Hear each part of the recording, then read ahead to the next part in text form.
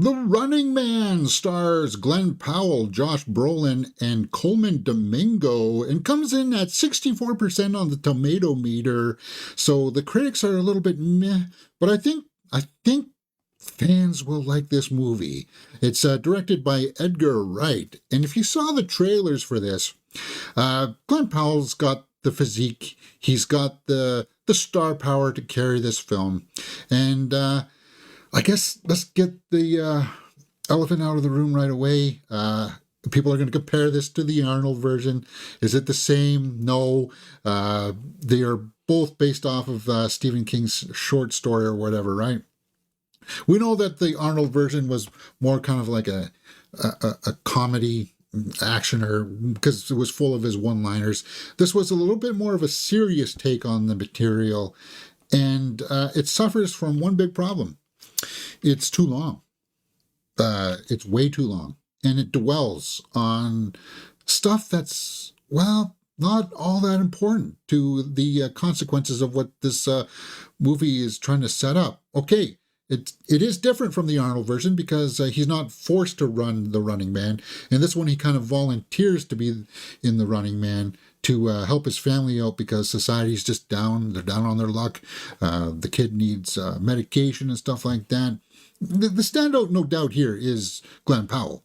And yes, Josh Brolin kind of chews up the scenery as well.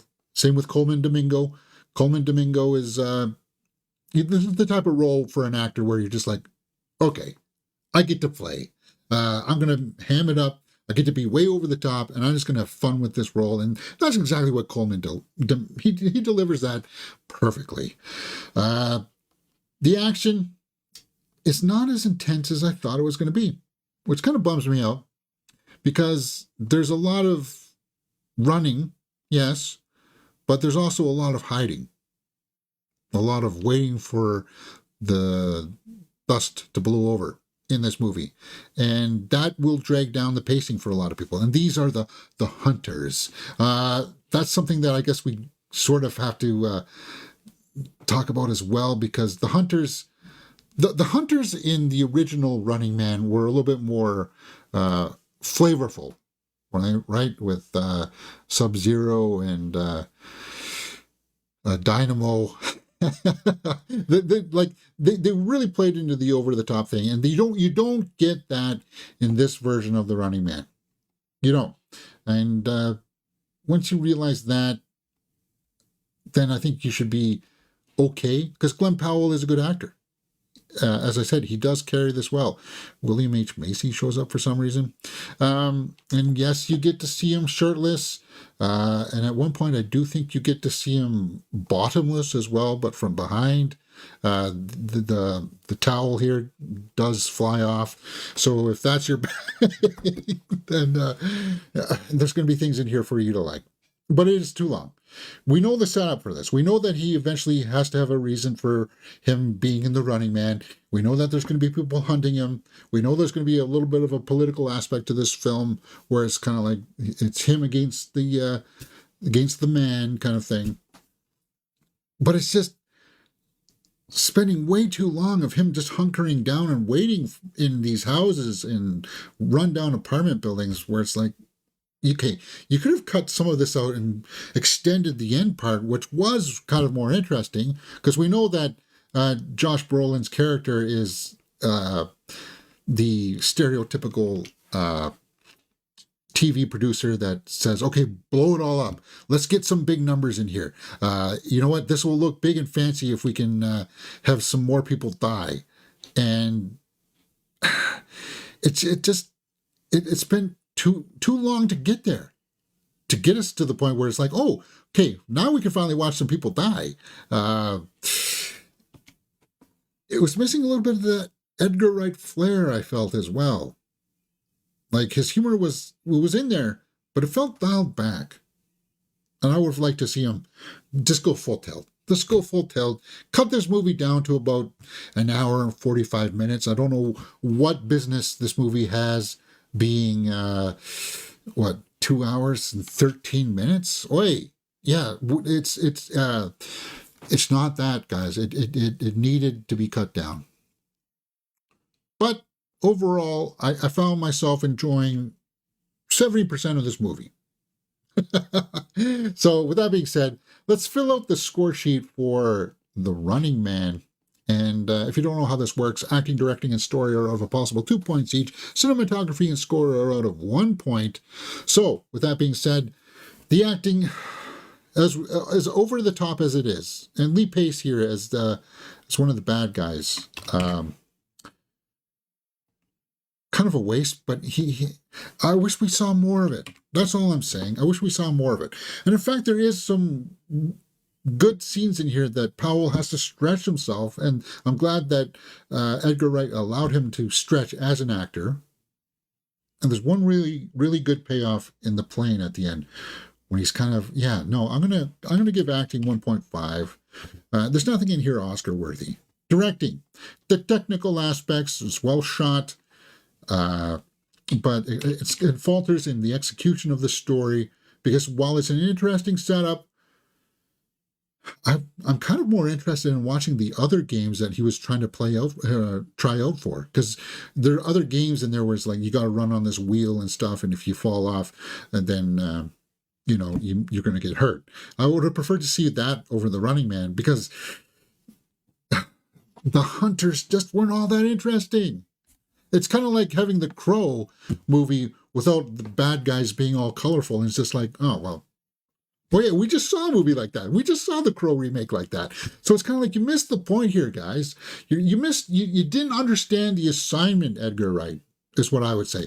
But then there are going to be the detractors out there that'll be saying, but it was more faithful to the source material than the Arnold version, James. Doesn't that make it better? Well, it also has to be entertaining. Yeah, Glen Powell was entertaining. Josh Brolin kind of made me want to watch Weapons again, though, because he was so much better in that. But that being said, the story, it's pretty flat. It is. Glen Powell does the best he can with the material, though. Cinematography, I am going to give a full point to, because it's well framed. And you can see the action. It's not quick cuts. I'm so happy we're done with the quick cuts. And we're done with the shaky cam as well. It's nice to see things nicely framed. It really is. Like, that's something that will never get old. The shaky cam stuff, when you watch some of those Jason Bourne movies now, it seriously dates the film. It doesn't keep it in that long kind of format where you can just like, okay, I want to revisit that, but I wish it was not like that. But anyway, I'm digressing here. Score. Were there needle drops in here? Not really, no. It was serviceable. So we're sitting at 5 out of 10 for The Running Man with Glen Powell. Let's go back to the tomato meter here and take a look at what some people are saying. See if it stands up to scrutiny here by the critics. 64%. Travelers Take 2.5 out of 4. Glen Powell runs for his life to win a reality TV jackpot in a remake of Stephen King's story, blah, blah, blah. Yeah, you didn't say anything useful there at all. Time Magazine, The Running Man is just a slog. Slog, huh? Pretty strong words. Sean Chandler, while it may lack Edgar Wright's usual directorial flourishes, it's still a fun and thoughtful popcorn film. I just wish it wasn't 2 hours and 13 minutes. That's all I kind of take away from it. Audience scores, though. It was good, entertaining. I'm glad it wasn't all sci-fi. Stick with the original, Christopher E. says. Yeah, I'll watch the original over this one. It's just too long. It really is. The movie was entertaining. Feels like it was missing something. Yeah, it was missing more interactions with the other runners. Because you were rooting for them to work as a team to, deal with the situation, right? He doesn't run at all, actually run with the other runners. Yeah, that there's something there. But James, that's not how it was in the original story. Well, story. It's just this movie was half written. When it got to the Scott Pilgrim versus the World part, it was out of place, unnecessary. Okay, he's talking about Michael Cera there, right? Great action movie. Of course, predictable in the fact the hero must win, but still highly enjoyable. And then there's just too many Deus ex machina stuff. Deus ex machina stuff towards the end where it's just kind of like, really, guys? Really? We're just going to gloss over that and say, story's done. That's what it does. That's literally what it does. It's kind of like, oh no, the plane's going to crash. Cut. Everything's okay now. There's our hero just waving at us. What? It's like, oh, he got off. Yeah, didn't you see that little thing there and the little ejection? It's like, what? No.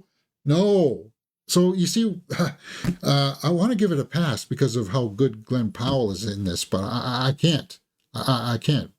Matt Donato says, it's a jumbled of well-intentioned rebellion and confused execution, albeit with a splash of explosive excitement to keep us distracted. Without Wright's name in the credits, I never believed this was an Edgar Wright flick. Yeah, that's what I was saying. It was missing some of his flair. It just made me want to watch some of his other films. Richard Krause, a survival thriller that puts a human face on the story themes of economic coercion, personal sacrifice, and class inequality. The Running Man is slick, high-energy satire laced grim social messages. Yeah. It's kind of a letdown. Jeremy Johns, this is my least favorite Edgar Wright film. No, I think, well, guys, I'm sorry. You know what my least favorite is. I'm not going to tell you what that is. I'll tell you my favorite. My favorite is still Last Night in Soho, and we watched that right here on this channel. We did a full live watch-along for that. Last Night in Soho, I think, is borderline masterpiece. That was an interesting attempt, but in all seriousness, I think when you're done with it, too, you'll be like, well, you know what? I kind of want to go back and watch the Arnie version. You know, you miss all of those great one-liners. You know? Here is Sub-Zero. Now, Plane Zero. Yeah. Yeah. You're not going to get that in this. And it's a shame because you know that Edgar Wright can deliver that. You know he can. All right, guys, that's it for me. Let's turn on some live chat and then my my final score. My watchability factor is out at 2 points. So when I watch this, if you're an Edgar Wright fan, check it out. If you are a fan of this premise and want to see what they're going to do with it, 6 out of 10 is a generous number for me, I think. Glen Powell's a standout, but I don't anticipate that I would ever watch this again. I don't think I would ever do a watch along for this. It's just, it feels like, yeah, it was totally missing something. And it wasn't Glen Powell's fault at all. 6 out of 10 for The Running Man. What do you guys think? Let me know in the comments below and we will talk about it. Hey, if you like this kind of thing, we also watched Keeper and did a review for that. That's up on the channel right now. And as well as the review for Christie is out right here on Mirror Domains.